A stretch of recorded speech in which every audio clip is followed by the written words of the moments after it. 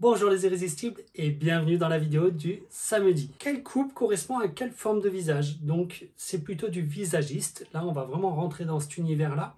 Pour ceux qui suivent la chaîne, je pense que tu es vraiment suffisamment calé pour continuer la vidéo parce qu'à mon avis, ceux qui me suivent depuis un moment, ils doivent avoir presque plus de notions que certains coiffeurs à force.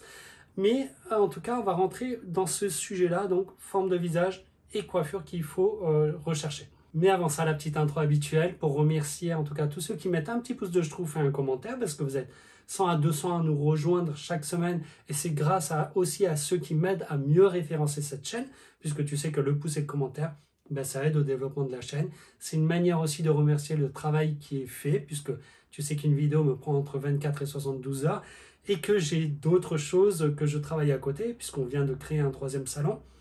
Et derrière, je travaille sur un nouveau projet. Je t'en parlerai un peu plus quand j'aurai avancé, mais c'est un nouveau gros projet qui devrait en tout cas peut-être t'intéresser et peut-être intéresser même peut-être d'autres coiffeurs.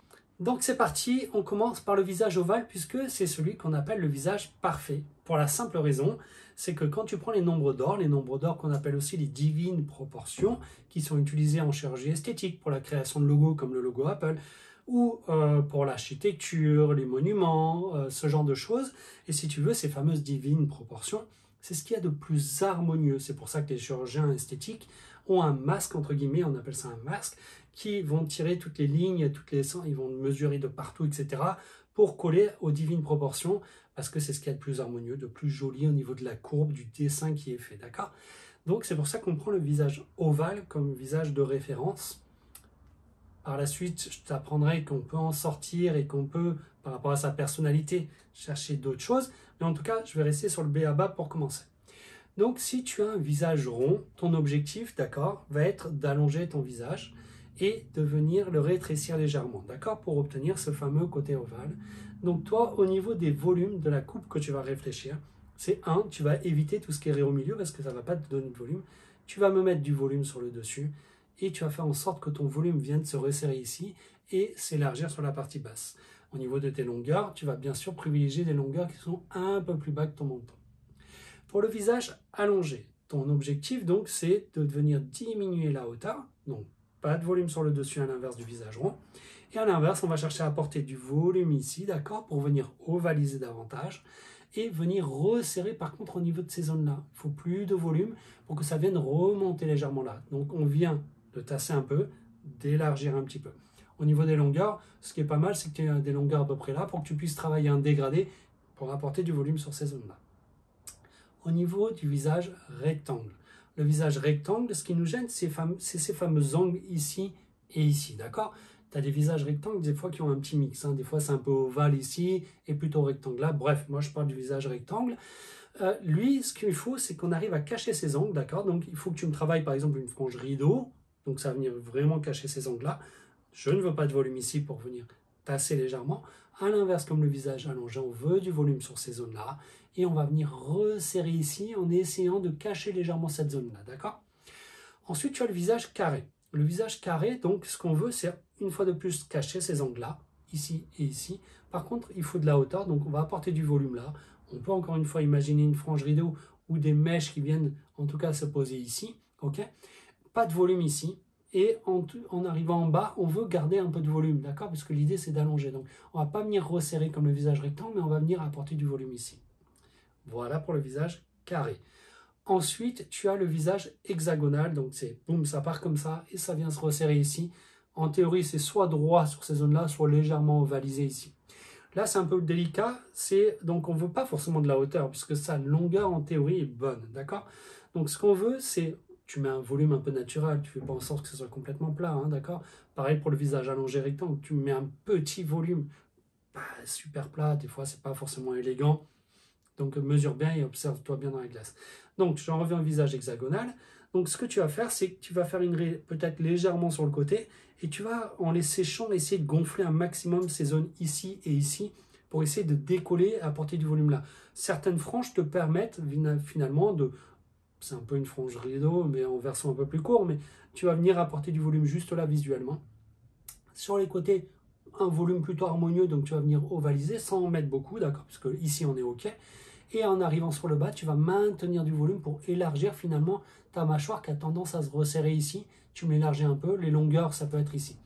Au niveau des longueurs, c'est juste des recommandations, d'accord? Parce que théoriquement, j'ai besoin de mesures supplémentaires. En tout cas, moi, en salon, j'ai des mesures supplémentaires que je vais prendre qui vont me permettre de te dire si tu es plutôt cheveux ici, plutôt dans du court, plutôt dans du long.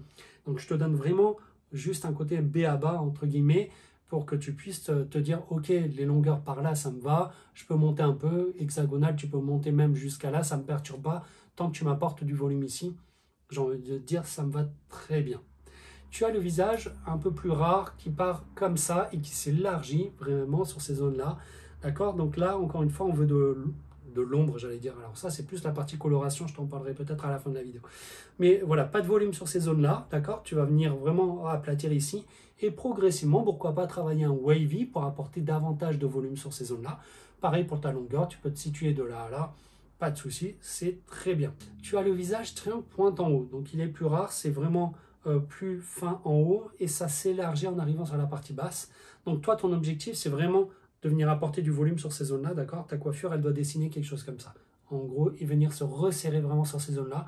On peut très bien imaginer quelque chose d'assez long qui vienne vraiment se poser sur ces zones-là ou des lignes plutôt droites en arrivant sur ces zones-là pour venir rétrécir ici. Donc surtout pas de volume sur ces zones-là, d'accord? J'en veux vraiment pas. À l'inverse, je veux du volume là. Effectivement, c'est un peu plus délicat à travailler, mais tu peux retrouver, va sur Pinterest, tu cherches un peu des visuels et regarde bien qu'il y ait du volume ici. Et en arrivant sur le bas, que ça vienne se resserrer. Tu peux par exemple travailler un brushing qui vient se resserrer ici, d'accord? Donc tu décolles et tu viens resserrer sur la partie basse pour venir affiner finalement cette partie-là. En gros, dans cette vidéo, tu viens d'apprendre le b.a.-ba du visagiste, d'accord? C'est vraiment un premier point, d'accord? Une première approche. Si tu as des doutes sur la forme de ton visage, tu sais que tu as une vidéo sur la chaîne qui s'appelle « Comment déterminer la forme de son visage en 3 étapes », ok? Et tu en as une autre qui peut être intéressante, qui va comprendre aussi pourquoi c'est important de connaître la forme de ton visage.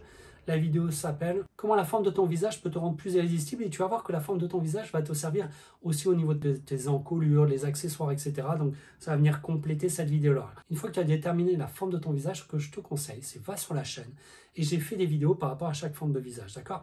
Et tu vas voir que je rentre beaucoup plus dans le détail et à ce moment-là, ça va vraiment t'apporter quelque chose de plus parce que je parle bien évidemment de coiffure, mais plus en détail, mais aussi de la partie coloration, comment jouer des ombres et des lumières, parce que la lumière va venir élargir ton visage, l'ombre le rétrécir.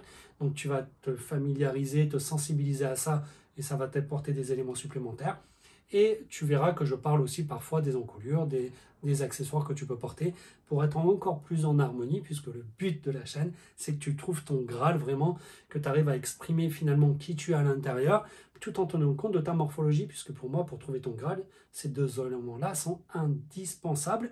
Et ensuite, il faut, en poussant un peu plus loin, que tu adaptes le tout à ta personnalité pour que vraiment, que tout soit en harmonie, quoi. Voilà, c'était une vidéo assez courte qui parle que du b.a.-ba. Donc, je t'invite, en tout cas, si tu ne suis pas la chaîne depuis longtemps, à rentrer un peu plus dans le détail parce que tu vas voir, c'est un monde qui est juste extraordinaire et qui va vraiment t'aider à trouver ton Graal. Je te dis à la vidéo de samedi prochain. Ciao, ciao. Et n'oublie pas de t'abonner et de mettre le petit pouce de je trouve. Ciao, ciao.